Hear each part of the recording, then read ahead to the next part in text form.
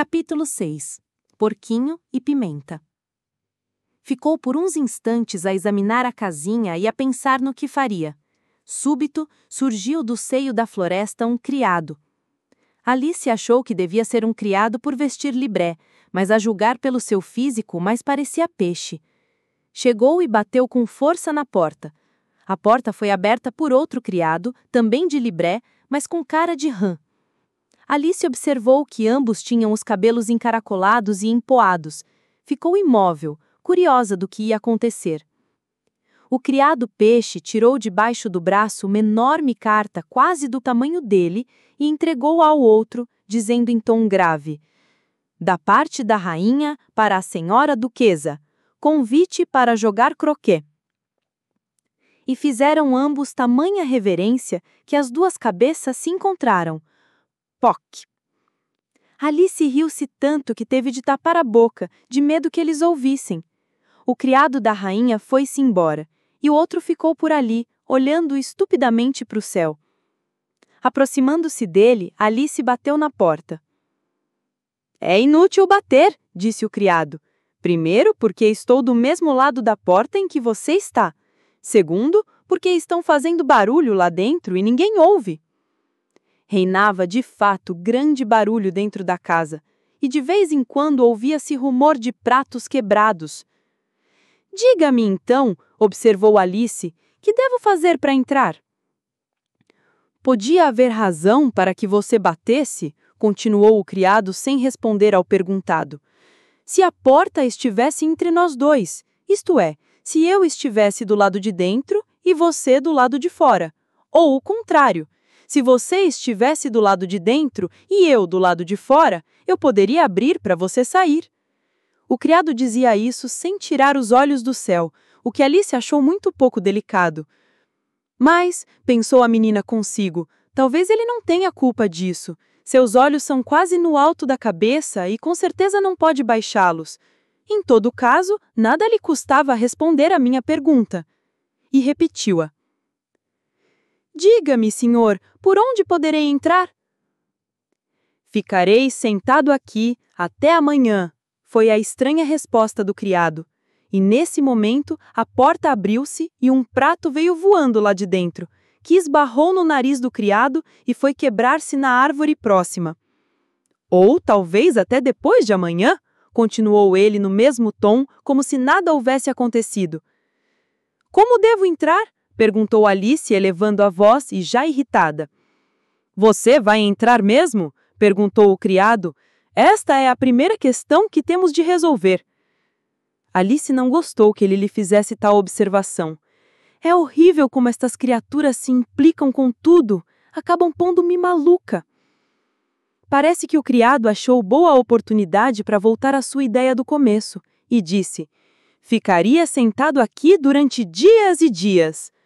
"Mas, Camelo, que devo fazer para entrar?", berrou Alice novamente, furiosa. "Faça o que quiser", foi a resposta do criado, que se pôs a assobiar, muito fresco da vida. "Oh, é inútil falar a este imbecil. Trata-se de um perfeito idiota." E abrindo ela mesma a porta, entrou. Dava a porta para uma grande cozinha fumarenta. Estava a duquesa sentada num mocho de 3 pernas, tendo uma criança ao colo. A cozinheira mexia no fogão uma grande panela de sopa. "Há de haver muita pimenta naquela sopa", disse Alice, espirrando 3 vezes seguidas. "Irra!" E havia mesmo, na sopa e no ar. A própria duquesa espirrava de vez em quando e a criança que tinha ao colo alternava choro com espirros. Só não espirravam a cozinheira e o gatão amarelo que a um canto fazia caretas. "Pode ter a bondade de me dizer, senhora duquesa, por que motivo seu gato faz caretas?", perguntou Alice com alguma timidez, pois não estava certa de ter direito de falar em primeiro lugar diante de nobre dama. "Porque ele é o gato careteiro? Essa é a razão, porcalhona", foi a resposta da duquesa. Alice recuou ao ouvir esta última palavra, dita em tom de cólera, mas logo percebeu que não fora dirigida a ela, mas sim à criança que estava no colo da dama e que com certeza fizera alguma coisa merecedora da palavra. "Não sabia dessa raça de gatos careteiros, nem nunca supus que gato pudesse fazer careta." Todos podem e muitos fazem, ensinou a dama. Nunca vi nenhum que fizesse, nem sei de nenhum que faça. É que você não sabe muita coisa, disse a duquesa. Alice não gostou da observação e pensou que era melhor mudar de assunto. Enquanto pensava nisso, a cozinheira tirou do fogo a panela de sopa e começou a jogar na duquesa e na criança tudo quanto se achava ao seu alcance. Primeiro as caçarolas, depois os pratos e as terrinas. A duquesa não ligou a mínima importância àquilo, nem mesmo quando uma sopeira lhe esborrachou o nariz. Quanto à criança, não se podia dizer que estivesse chorando das caçaroladas e pratadas que ia recebendo, porque já estava chorando desde o começo. "Pare, odiosa!" gritou Alice. "Olha o que está fazendo!" Se todos só olhassem para seus próprios negócios, o mundo andaria muito mais rápido do que anda. Se o mundo andasse mais rápido, retrucou Alice muito contente de mostrar ciência, não haveria vantagem nenhuma. Os dias e as noites ficavam muito mais curtos do que são. Como a senhora sabe, a Terra leva 24 horas para girar em torno do seu eixo. Por falar em eixo, corte o queixo dela, cozinheira, gritou a duquesa. Alice olhou ansiosa para o lado da cozinheira com medo de que cumprisse estranha ordem, mas vendo-a totalmente indiferente e absorvida em temperar outra panela, teve coragem de continuar. 24 horas, disse eu, ou 12 só. Ando meio atrapalhada. Ora, não me aborreça, interrompeu a duquesa, pondo-se furiosamente a embalar a criança com uma canção muito sem jeito. Rale com a criança e bata nela quando espirra, porque a malvadinha isso faz de pura birra. Enquanto a duquesa cantava essa horrível canção, jogando a criança violentamente para o ar, o choro foi tanto que Alice não pudera ouvir o resto da cantiga. Vamos, disse a duquesa para Alice, embale a criança se quiser, tenho que me aprontar para jogar o croquet com a rainha. E sem esperar a resposta, jogou-lhe a criança nos braços como se fosse um pacote de qualquer coisa e em seguida retirou-se da cozinha. A cozinheira atirou-lhe com a frigideira na cara, sem conseguir acertar. Alice pegou da criança com alguma dificuldade, porque era um ser de formato muito fora do comum. Parecia um peixe-estrela todo cheio de pernas e pontas. A criatura urrava como se fosse locomotiva, e tanto se remexia que por um triz Alice não deixou-a rolar por terra. Logo, porém, descobriu um meio de bem segurar a criança, e levou-a correndo para fora da casa. Se a não tiro daqui, com certeza que a matam em 2 ou 3 dias.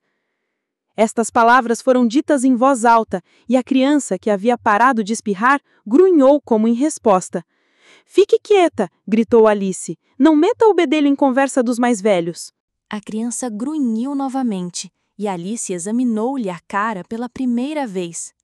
Tinha um nariz muito revirado para cima, que mais parecia focinho, o que muito aborreceu Alice. Além do mais, aqueles grunhidos suspeitos. Quem sabe se não foram grunhidos e sim soluços? Pensou a menina, examinando os olhos da criança para ver se estavam molhados de lágrimas. Não estavam. Não havia chorado. Não fora soluço, portanto, e sim grunhido dos bons. Alice fez uma carranca e disse-lhe: "Se você vai transformar-se num porquinho, então não conte mais comigo. Veja lá." A pobre criatura soluçou novamente, ou grunhiu, era impossível distinguir, e houve uma pequena pausa. Alice pôs-se a refletir no que faria dela ao chegar em casa. Enquanto isso, a criança grunhiu de novo, tão bem grunhido que não houve mais dúvida. Era mesmo um porquinho, e como era um porquinho, não havia razão para ser levado ao colo. Alice largou-o no chão. Assim que se viu livre, a criança pôs-se a correr na direção do bosque. Alice suspirou. Se tivesse crescido gente, seria uma horrível futura pessoa. Mas para porquinho tá muito bem e até bonitinho, disse consigo. E começou a pensar em outras crianças que conhecia, as quais ficariam muito bem se igualmente pudessem ser viradas em porquinhos. Se a gente soubesse como transformá-las. Ia pensando isso quando deu com o gato da duquesa sentado num tronco a poucos passos de distância. O gato fez-lhe uma careta, mas de bom humor. Mesmo assim, Alice achou prudente tratá-lo com respeito, porque era gato de unhas muito compridas. "Gatinho careteiro", disse ela com timidez, não sabendo se o gato gostava que o chamassem assim. Vendo que não se zangava, aventurou-se a concluir a frase. "Pode dizer-me que caminho devo tomar?" "Isso depende do lugar para onde quer ir", respondeu com muito propósito o gato. "Não tenho destino certo." "Nesse caso, qualquer caminho serve." "Servirá sim se o caminho for ter a algum lugar", sugeriu Alice. "Qualquer caminho conduz a algum ponto se você andar depressa e chegar", disse o gato. Alice viu logo que o felino era animal de muito bom senso, nada parecido com o criado idiota, e fez outra pergunta. "Diga-me, senhor gato, que espécie de gente é a que vive nestas paragens?"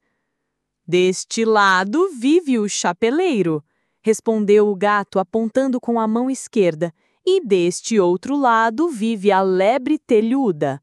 Visite ao qual quiser, ambos são malucos." "Mas eu não gosto de lidar com gente maluca", disse Alice. "Então está pegada, porque aqui tudo é maluco. Eu sou maluco, você é maluca." "Como sabe que sou maluca?" perguntou Alice.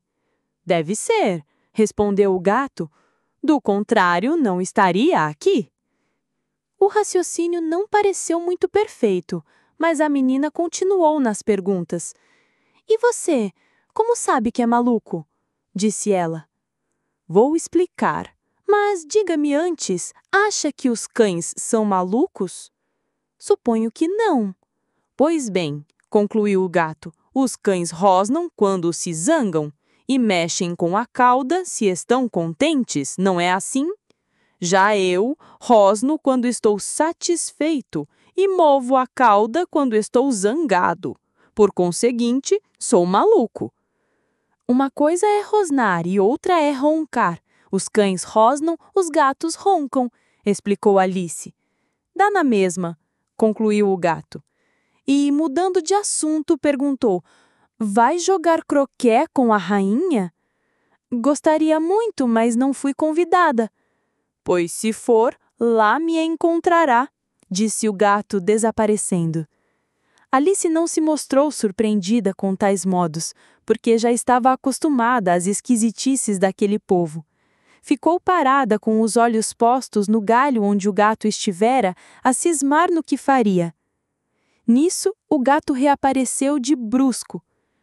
"Que está pensando?" indagou ele. "Não é da sua conta", respondeu Alice aborrecida com aquela espionagem. "Melhor seria que ficasse ou se embora de uma vez só." "Muito bem", disse o gato filosoficamente e começou a desaparecer pela terceira vez. Primeiro desapareceu a ponta do rabo, depois as pernas e por fim a cabeça. O corpo todo já havia desaparecido e a cabeça ainda estava no pau com a careta sempre. "Tenho visto muito gato que não faz careta, e já vi um gato careteiro, mas careta só, sem gato atrás? É a primeira vez que eu tô vendo isso." 200 passos adiante, Alice encontrou a casa da lebre telhuda. Ou pelo menos a casa que deveria ser da lebre, porque a chaminé tinha forma de orelha e o telhado era coberto de pele em vez de telhas. Casa enorme, tão grande que antes de entrar, Alice resolveu comer um pedacinho do cogumelo que aumentava a estatura. E enquanto comia, pensava: se a lebre estiver doida furiosa, com certeza vou me arrepender de tê-la procurado em vez do chapeleiro.